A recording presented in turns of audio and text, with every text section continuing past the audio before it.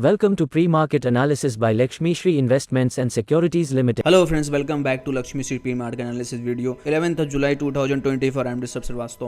Nifty की बात करें तो निफ्टी जो हम लोगों ने एक्सपेक्ट किया था कि 24,400 के 450 या 500 के रेजिस्टेंस पे अगर आता है तो वहाँ से सेलिंग अपॉर्चुनिटीज़ बनेगी। उसके बाद हमारा जो पहला टारगेट रहेगा वो रहेगा 24,200 का, जो कि मेजर सपोर्ट रहेगा। और उसके सपोर्ट के नीचे हम लोग जाते हैं तो स्लाइड शुरू करते हुए हम लोग 23,900 के लेवल तक आ सकते थे, लेकिन बट यहाँ ऐसा अभी नहीं हुआ कि हम लोग को एक सेलिंग तो देखने के मिली। तो अवली टाइम फ्रेम पर अगर हम लोग आगे देखते हैं तो हम लोगों को CPR और मूविंग एवरेज के दोनों के बीच में ट्रेड करते हुए दिख रहे थे। यहाँ से एक इंपॉर्टेंट हम लोगों को जो स्विंग लो एरिया था कि 2 जुलाई का था, उसको हम लोगों ने गैप अप खुला था, उस गैप अप को हम लोगों ने फील कर लिया था। वहाँ से फिर उसके बाद हम लोग थोड़ा सा ऊपर आते हुए दिखे हैं, लेकिन अभी भी उतना मोमेंटम हम लोग को नहीं मिल सकता है। मेन हम लोग मोमेंटम तभी मिलेगा जब निफ्टी 24,450 या 500 को ऊपर जाती है तो लोगों को फ्रेश मूविंग मिलेगी, जो हम लोगों को 25,000 तक के लेवल को टच कर सकती है। अभी के लिए हम लोग का 2 रेजिस्टेंस, एक सपोर्ट एरिया हम लोग का बनता है। पहला जो सपोर्ट एरिया रहेगा वो 24,000 का रहेगा। अगर उसके नीचे जाते हैं तो 23,900 850 तक जो हमें टारगेट्स लग रहे हैं उस टारगेट को अचीव करते हुए दिखेंगे हम लोग निफ्टी में। बैंक निफ्टी की बात करें तो बैंक निफ्टी में 2 दिन की इनसाइड डे के बाद आज थोड़ी सी यहाँ गिरावट हम लोगों को देखने के मिली। हम लोग का जो अभी इंपॉर्टेंट एरिया है बैंक निफ्टी में वो है 51,700 का।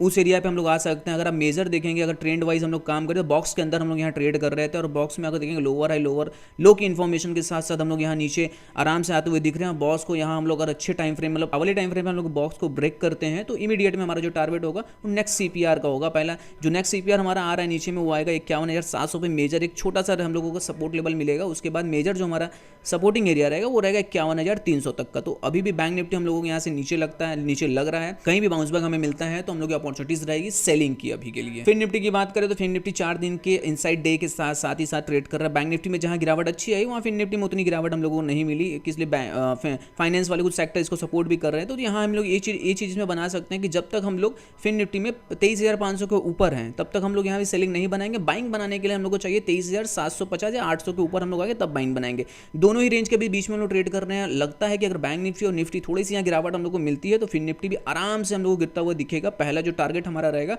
वो 23,000 तक का रहेगा। यहाँ से 500 पॉइंट गिरावट हम लोग एक्सपेक्ट कर सकते हैं फिर निफ्टी में। तो हम लोग वेट एंड वॉच करेंगे। अगर इस लेवल को 23,500 के लेवल को हम ब्रेक करते हैं तो इमीडिएट में हमारा जो नेक्स्ट लेवल सपोर्ट रहेगा वो रहेगा 23,000 का। मिड गैप की बात करें तो मिड गैप जिस हिसाब से हम लोग ने एक्सपेक्ट किया था कि हम लोग 12,800 के लेवल को टच करने के बाद वहां से थोड़ा सा नीचे आते हुए दिखेंगे, लेकिन हम लोग 12,800 लेवल के पास नहीं गए। 500 550 के पास जाते ही हम लोग वहां से गिरावट मिल गई।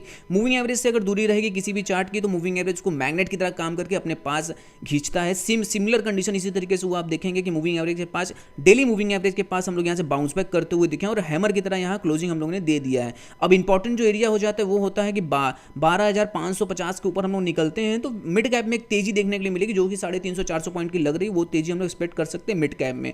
अवली टाइम फ्रेम में अगर ट्रेड बनाना है तो जब तक हम लोग ऊपर नहीं आते हैं CPR के तब तक अभी ट्रेड नहीं बनाएंगे, इसलिए जब हम लोग CPR के ऊपर आएंगे डेली फ्रेम पे अच्छा खासा हम लोग को हैमर भी मिल जाएगा विद वॉल्यूम के साथ। तो वेट एंड वॉच करेंगे। अगर ऊपर आता है तो यहाँ से इनिशिएट बाइंग कर सकते हैं, जो कि हमारा टारगेट रहेगा 12,750 12,800 जो टारगेट है उस टारगेट को अचीव करते हुए दिख सकते हैं। Open instant demat and trading account with eKYC. Visit kyc.lakshmishri.com. Stock to watch की सीरीज में बात करें तो स्टॉक टू वॉच की सीरीज में आपके जो वॉच लिस्ट में स्टॉक होना चाहिए वो होना चाहिए जमुना ऑटो का। जमुना ऑटो में हम लोग एक बहुत ही अच्छा पैटर्न बनता हुआ यहाँ दिख रहा है और वॉल्यूम के साथ बन रहा है। तो यहाँ हम लोग देखेंगे कि ये VCP पैटर्न है और इसको हम लोग कप हैंडल पैटर्न भी अपने बोलते हैं। जहाँ तक हम लोग इस पैटर्न में सबसे ज़्यादा हम लोग ट्रेड किया करते हैं तो ये पैटर्न यहाँ बनता हुआ दिख रहा है। और इसके बाद एक चीज़ यहाँ वॉच करने वाली चीज़ है, अगर जमुना ऑटो 133 133 के ऊपर अगर निकलता है तो यहाँ से एक बाउंस बैक प्ले किया जा सकता है, जो कि लग रहा है कि 155 या 165 तक टारगेट हम लोग अचीव कर सकते हैं जमुना ऑटो में। ये अपने वॉच लिस्ट में आप रख सकते हैं शॉर्ट टर्म के लिए। डेली से कंटेंट के लिए आप हमारे वीडियो को लाइक शेयर और कमेंट करें और हमारे चैनल को सब्सक्राइब करना ना भूलें। Thank you.